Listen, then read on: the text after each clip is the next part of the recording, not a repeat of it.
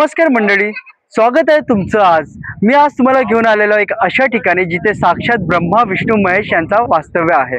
हो मित्रांनो, एक असं ठिकाण जिथे आल्यावर तुम्हाला एका ज्योतिर्लिंगाचं पण दर्शन होतं, त्याला म्हणतात त्र्यंबकेश्वर, जे आहे नाशिकला।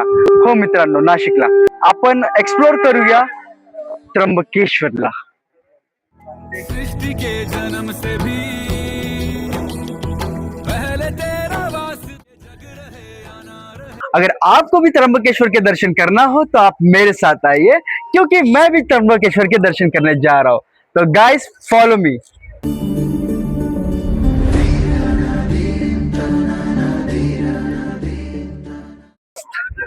हम त्र्यंबकेश्वर के भी दर्शन करने जा रहे हैं।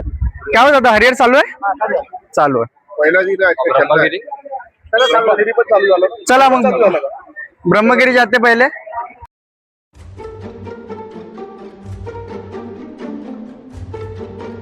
तर आमच्या सोबत आहे गौरव हेडकर। गौरव, कैसा लग रहा है आपको त्र्यंबकेश्वर आके? शर्मिंदगी की हो रही है मुझे पहली बात तो। क्यों? मेरे दोस्त सुबह 4 बजे उठने का बोल के अभी 7 बजे उठे हैं। कौन है वो? ये जो कैमरा पकड़ के है। देखो, आज भी दर्शन के लिए लाईन नाही हमारे लिए।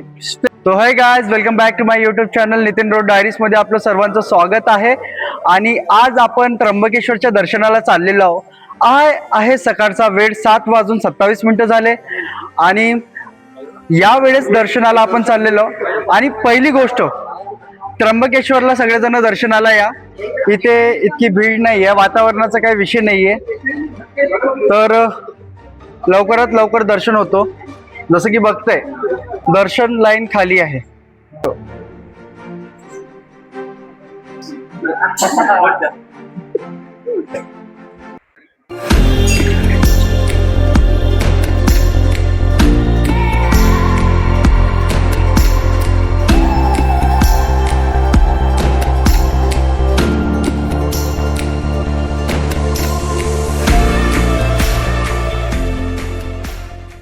आज मॉर्निंग दर्शन में आपको कैसा लग रहा है?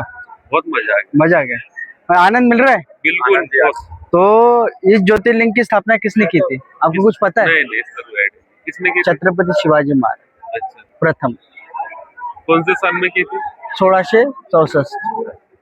जब उनकी और औरंगजेब की सेना ने ये महल को पूरी तरह तोड़ दिया था पहले। ये कह रहे हैं हमारे उसका दोस्त। पुनर्निर्माण छत्रपति प्रथम ने किया था, हाँ। करवाया था। छत्रपति प्रथम कोण?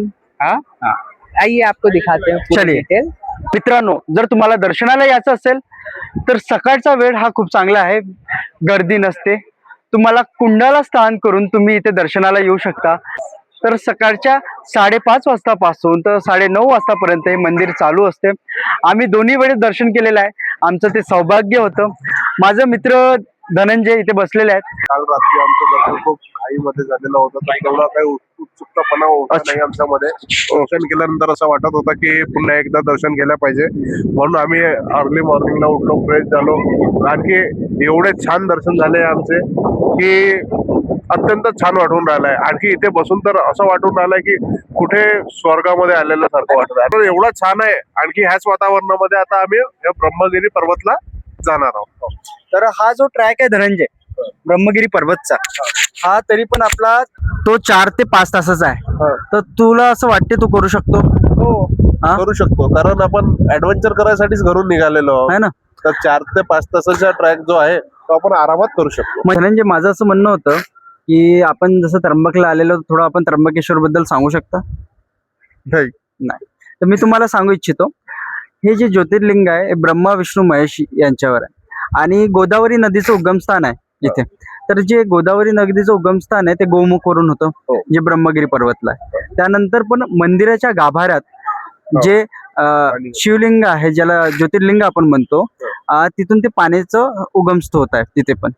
ठीक आहे, तर ते त्याचे महत्व आहे। तर इतकं बोलून आपण एक्सप्लोर करूया।